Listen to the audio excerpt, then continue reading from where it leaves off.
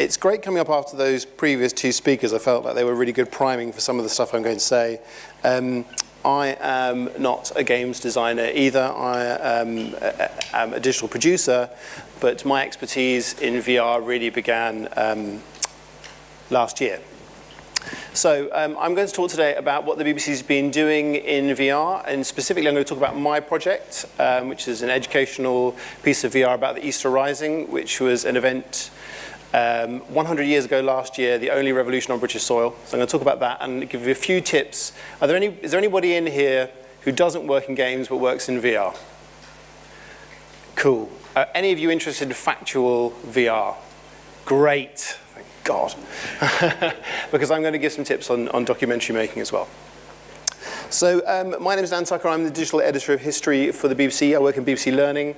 Our mission is to educate, inform, and entertain, of course, but specifically in BBC Learning it's to educate, and I create learning content for adults. So if you go to the BBC's history website, bbc.co.uk/history, you'll find a bunch of articles that me and my team create. I run a team of producers, assistant producers, researchers. We work with academics, work with designers, infographic makers, and video directors to make content about history.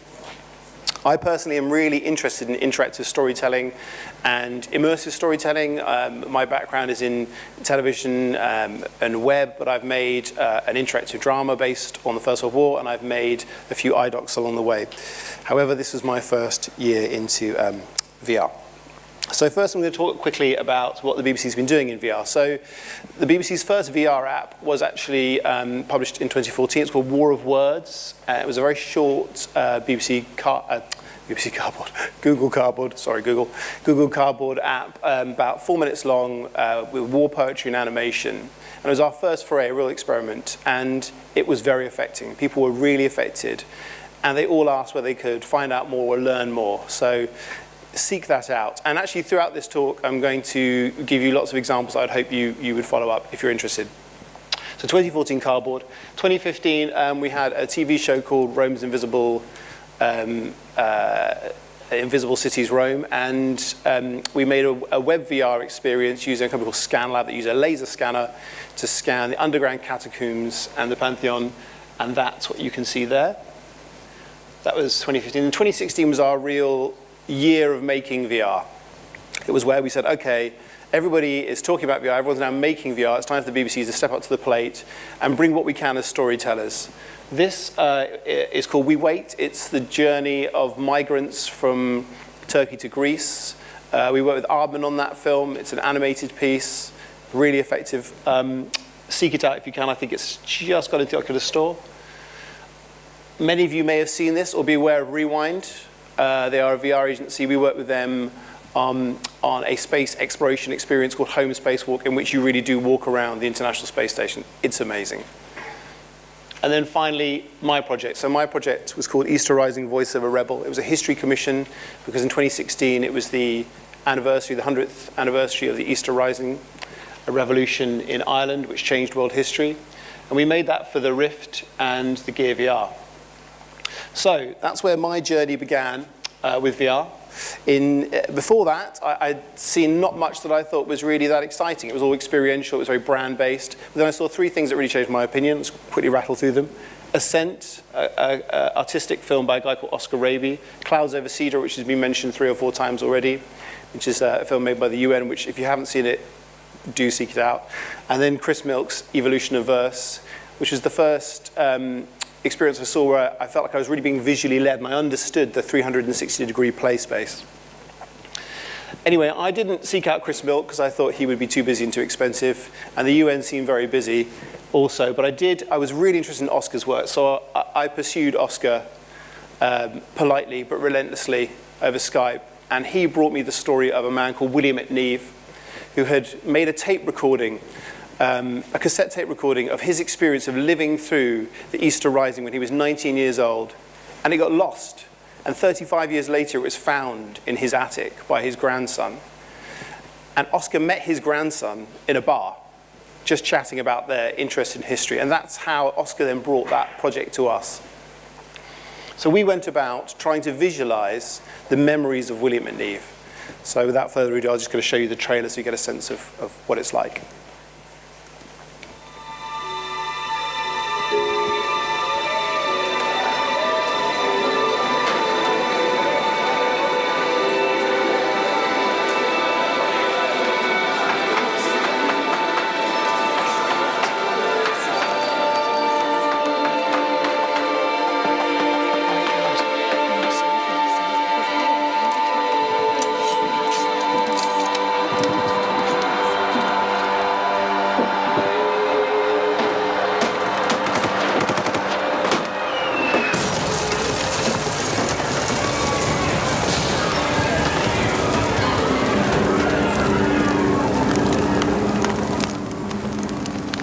Much has been spoken and written over the years about the rising of 1916.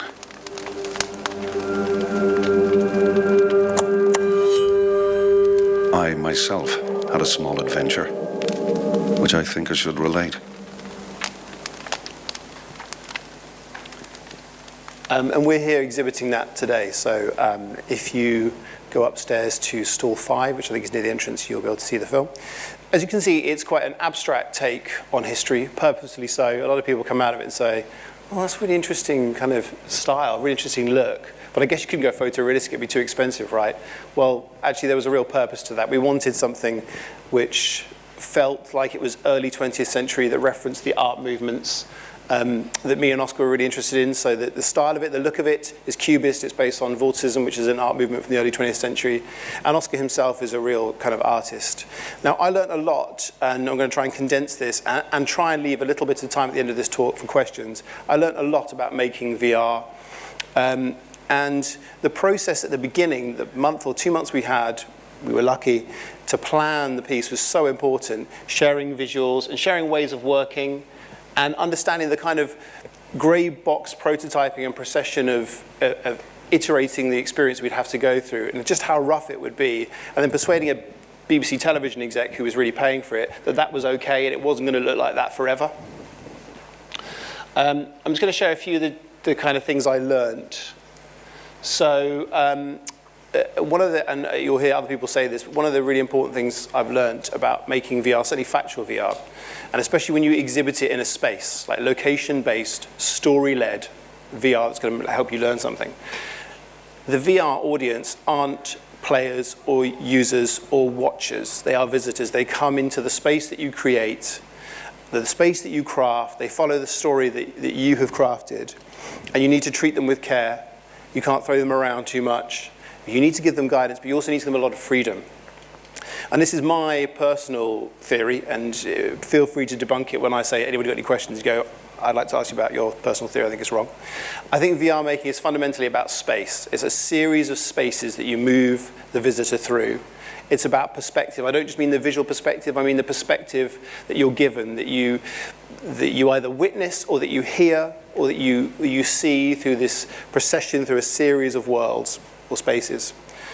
Presence, we talk about presence a lot. That is the kind of elixir of VR. It's really important that, I think. That's where the really good stuff happens in VR, when you are experiencing perhaps somebody else's journey, but you feel like it's your journey, and you feel personally effective. You recognize yourself. And agency, of course, being able to do something in a space, being able to have a purpose or a role. A few of the kind of techniques that I learned in VR making I think are simple but really important. Scale. Scale is so important in VR, in fact, and that's why so many of the early experiences were roller coasters and vertiginous episodes in which you would immediately be hit by the environment you're in, because it's space and space first and foremost. Using scale is very important.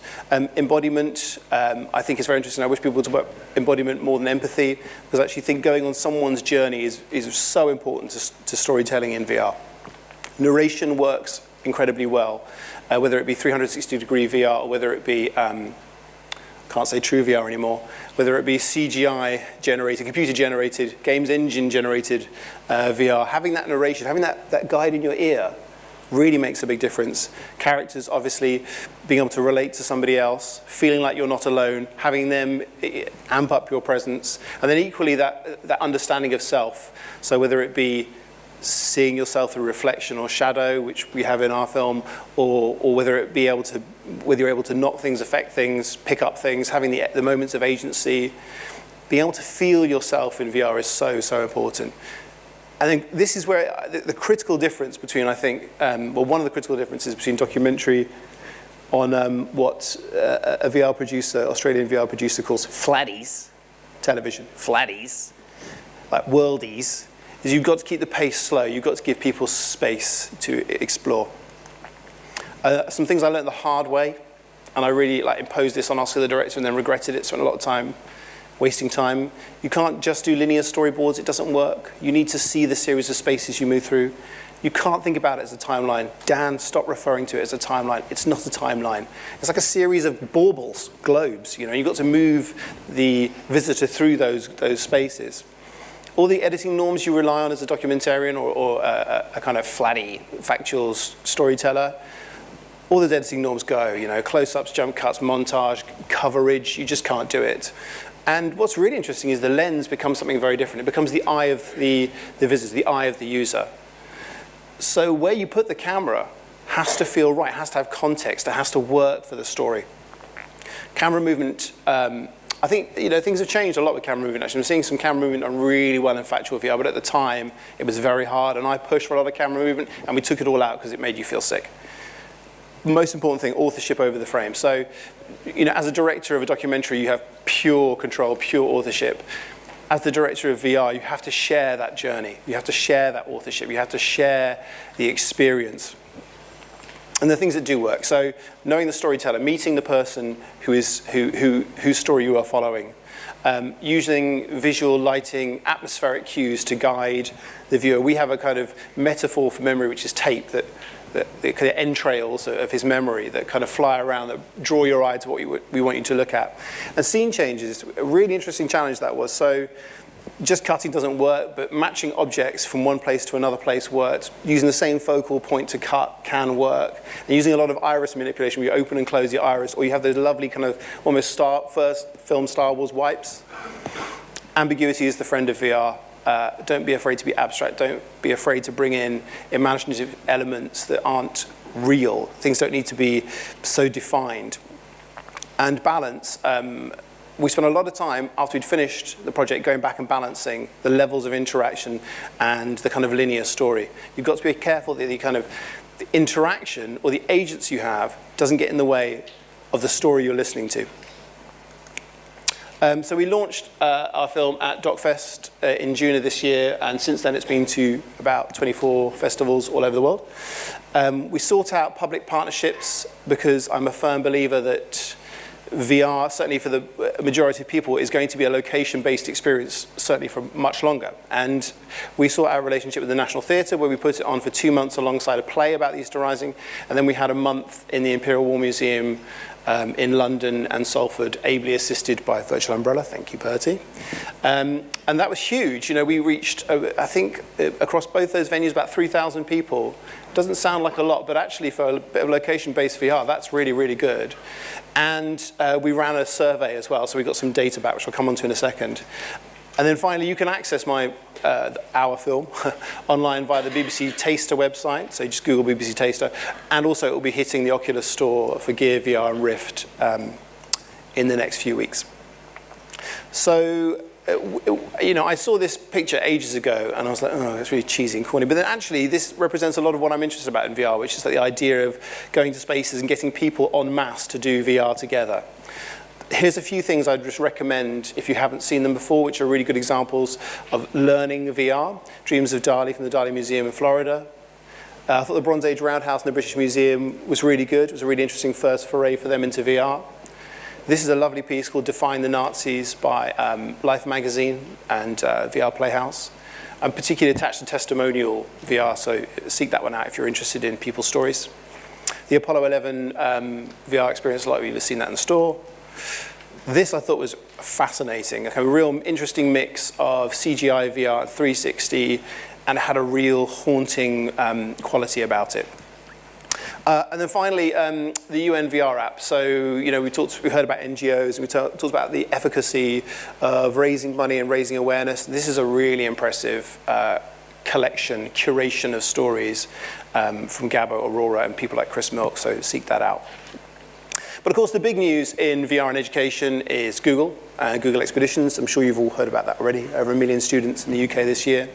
And like I said, I'm really interested in people experiencing, 5 minutes just gone red, experiencing VR together. And this picture scares my mum and my mum-in-law, but I think it's really exciting. I think that's so cool, the idea that kids will be together in a classroom and go to the pyramids or go to a coral reef with Greenpeace. I think that's so, so exciting. And we wanted to bring our piece into physical spaces. So as I said, we partnered with the National Theatre and the Imperial War Museum. And the opposite end of the spectrum to children, we had this lovely grandma come hundreds of miles to Salford to see the film because she was really interested in the Easter Rising. But I'm most interested, of course, in not necessarily purely the social experience, but what it does to your brain. And why should we be using VR for education? Why aren't we using more e-learning? Why aren't we using more documentary? Why aren't we using more printed materials? Well, we've got some of the results back from the data survey we did at the Imperial War Museum and the NTE, and I haven't put it into stats. I've just given you the kind of qualitative headlines, which I think are really interesting. So the results of our survey were high engagement. When the audience was made aware of VR in the space, they navigated themselves towards it en masse. They really, really wanted to try it. They were very keen. And often you get queues, but if it's managed well, it can still be a really good experience.